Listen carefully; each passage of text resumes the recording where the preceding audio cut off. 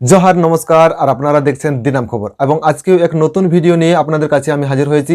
তো আজকের এই ভিডিওর মধ্যে এক নতুন বিষয় নিয়ে আলোচনা করব এবং সেই নতুন বিষয়টি আজকে বর্তমান রাজ্য সরকার বিভিন্ন মঞ্চে এবং বিভিন্ন জায়গায় প্রতিনিয়ত বলে থাকেন। কেননা বর্তমান পশ্চিমবঙ্গ রাজ্য সরকার পশ্চিমবঙ্গবাসীদের জন্য বিভিন্ন প্রকল্প চালু করেছেন এবং সেই সমস্ত বিভিন্ন প্রকল্পগুলির মধ্যে বিশেষভাবে গুরুত্ব দেওয়া হয়েছে এবং বিশেষভাবে জোর দেওয়া হয়েছে যে আদিবাসী অর্থাৎ এবং সরকারি খাস জায়গা দখল করে আছেন এবং তাদের পাট্টা এবং রেকর্ড কিছুই নেই, তাদেরকে যাতে অতি শীঘ্র এবং খুব শীঘ্রই যাতে পাট্টা প্রদান করা হয়। এবং এ নিয়ে আমাদের বর্তমান পশ্চিমবঙ্গের মুখ্যমন্ত্রী বিভিন্ন প্রশাসনিক বৈঠকে এবং বিভিন্ন মঞ্চে আদিবাসীদের সরাসরি হাতে পাট্টা প্রদান করে দিয়েছেন এবং এই কাজটি সমগ্র পশ্চিমবঙ্গ রাজ্যে জোর কদমে চলছে। এমনটি বিভিন্ন সময়ে আমাদের পশ্চিমবঙ্গের রাজ্যের বিভিন্ন নেতা মন্ত্রী এমপি এমএলএ এবং স্বয়ং মুখ্যমন্ত্রীও দাবি করেছেন। কিন্তু প্রশ্ন এখানে এটাই, আদৌ কি আজ আদিবাসীরা এবং সেই সমস্ত সুযোগ সুবিধা থেকে অর্থাৎ দেবস্থান, জাহের স্থান এবং বাস্তুভিটার পাট্টা কি আদৌ পেয়েছেন? এই প্রশ্ন যাক। তো আজকের এই ভিডিওর মধ্যে এই বিষয় নিয়ে আলোচনা করব।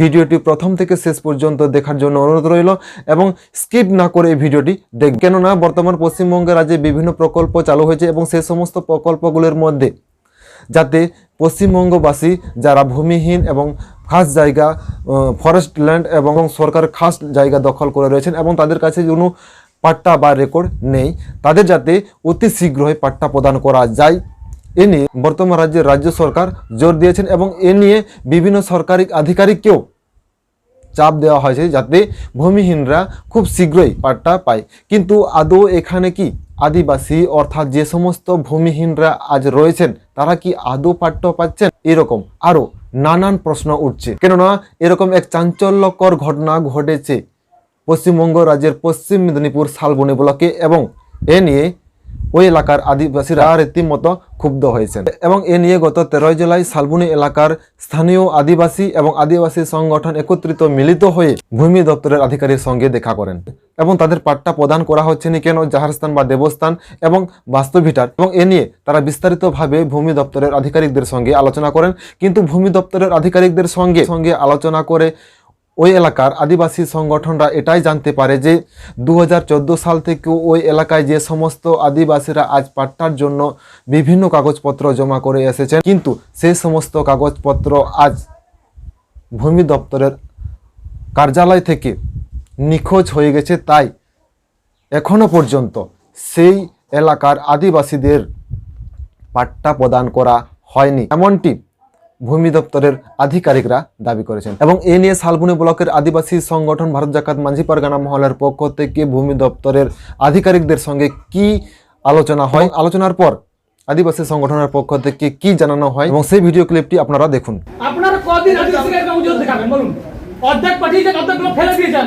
আপনি স্বীকার করুন যে অর্ধেক ফেলে দিয়েছি। আপনি দায় এড়াতে পারেন না স্যার, অফিসার হিসেবে আমি দায় দেখা করেন, আবার করে নিচ্ছি।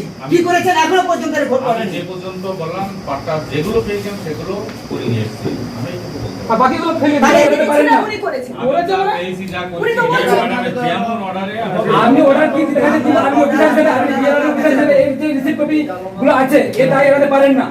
আমরা বলছি আপনি জোর দিয়ে বলছি এড়াতে পারেন না। আপনার গভর্নমেন্ট সিস্টেম আপনি দুজন চলে গেছে বলে আপনি সমস্যা আপনি দায় এড়িয়ে নেই। এত বড় বিএলআর দায় এড়াতে পারেন না আপনি। আপনি আমাদেরকে দায়িত্ব শিখাবেন না। আমরা জানি মোটামুটি মিনিমাম ন্যূনতম আইনটুকু আমরা জানি। আপনি দায় এড়াতে পারেন না বিএলআর হিসেবে। অফিস থেকে হারিয়ে যাচ্ছে ডকুমেন্টস গুলো, তার দায় আপনার নিতে হবে না। এদিকে বলছে জাম মানে করুন, আমরা দাবি দিয়ে দিচ্ছি। আদি বসে এখানে আমরা দিয়ে দিচ্ছি। আমি যা আছে তাই করুন, এটা তো কখনো বলতে পারি না। এই যে বলছেন আমার করা কিছু আপনি ওই জন্য বলছি সেই জেরক্সের রিসিপ্ট দিয়ে আমি সেটা দিয়ে করে দেবো, কিন্তু সেটা তোমাকে দিতে আরে আমাকে কভার দেব এই তো রিপোর্টের জন্য আমি 4 বছর ধরে দিয়েছি। কত দিনের মধ্যে দিবেন? আমার বিএলআরও একা পাট্টা দিতে পারে না। পারেন না স্যার, আমরা এখানে তারা আগে রিসিপ্ট দিতে এটা আমরা দেখছি।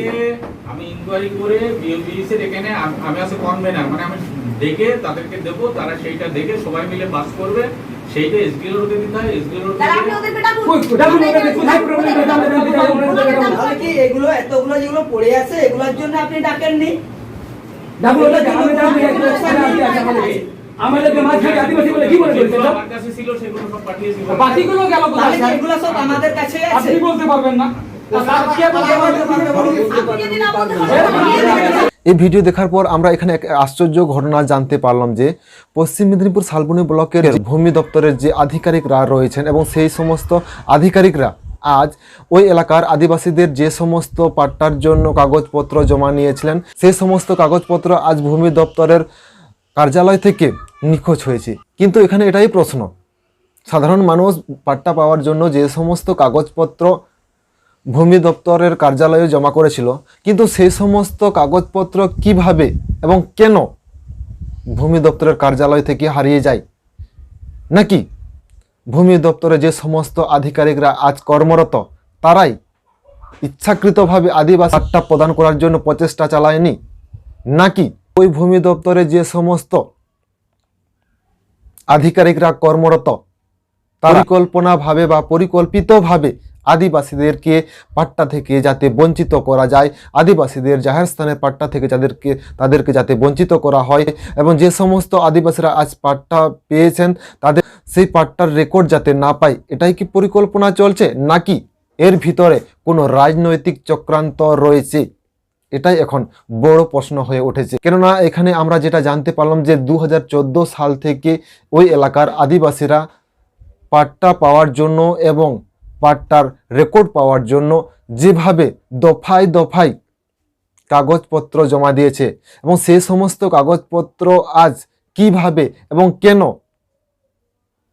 ভূমি দপ্তরের কার্যালয় থেকে নিখোঁজ হয়ে যায়, নাকি এর পিছনে অন্য কোনো রহস্য রয়েছে তাই আজ আদিবাসীদের কাগজপত্র নিখোঁজ হয়ে যায়? এবং এখানে পশ্চিমবঙ্গ রাজ্য সরকার বিভিন্ন সময়ে দাবি করছেন যে আদিবাসীদের পাট্টা প্রদানের জন্য আমরা যথেষ্টভাবে প্রচেষ্টা চালাচ্ছি, আদিবাসীরা যাতে জাহাজস্থানের পাট্টা পায়, যাতে বাস্তুভিটার পাট্টা পায় এবং আদিবাসীরা যারা ভূমিহীন রয়েছেন তারা যাতে পাট্টা রেকর্ড পায়। কিন্তু কেন এই সমস্ত প্রতিশ্রুতি দেওয়ার পরেও আদিবাসীদেরকে এইভাবে এড়িয়ে চলা হচ্ছে, আদিবাসীদেরকে এইভাবে বঞ্চিত করা হচ্ছে?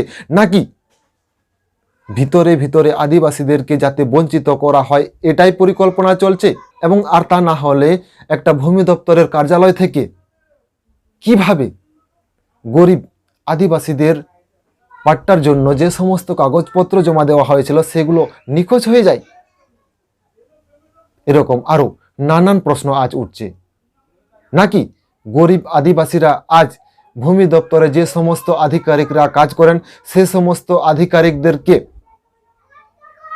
পয়সা না দিতে পারার জন্য আজ তাদের পাট্টা 2014 সাল থেকে আজ 2022 সাল দীর্ঘ বছর অতিক্রান্ত হওয়ার পরেও তারা পায়নি? কেননা আজ তারা ভূমি দপ্তরের আধিকারিকদেরকে টাকা দেননি, তাই তাদেরকে পাট্টা দেওয়া হয়নি। এরকম আরও নানান প্রশ্ন আজ উঠছে এবং এদিন আদিবাসী সংগঠনের পক্ষ থেকে শুধু ভূমি দপ্তরের আধিকারিকের সঙ্গে দেখা করা হয়নি, ওই দিন শালবনী ব্লকের বিডিওর সঙ্গেও দেখা করা হয় এবং পঞ্চায়েত সমিতির সভাপতির সঙ্গেও দেখা করা হয় এবং এ নিয়ে আদিবাসী সংগঠনের পক্ষ থেকে স্পষ্ট জানিয়ে দেওয়া হয়েছে যে 15 দিনের মধ্যে 2014 সাল থেকে যে সমস্ত আদিবাসীরা পাট্টার জন্য দাবি করেছে এবং সেই সমস্ত আদিবাসীরা যাতে অতি শীঘ্রই পাট্টা পান, আর না হলে পাট্টা না পেলে বৃহত্তর আন্দোলনের মধ্যে নামবেন বলে এমনটি দাবি করেছেন আদিবাসীদের সর্ববৃহৎ সামাজিক সংগঠন ভারত জাকাত মাঝি পারগানা মহল। এবং এ নিয়ে যে আন্দোলন হবে সেই আন্দোলনের দায়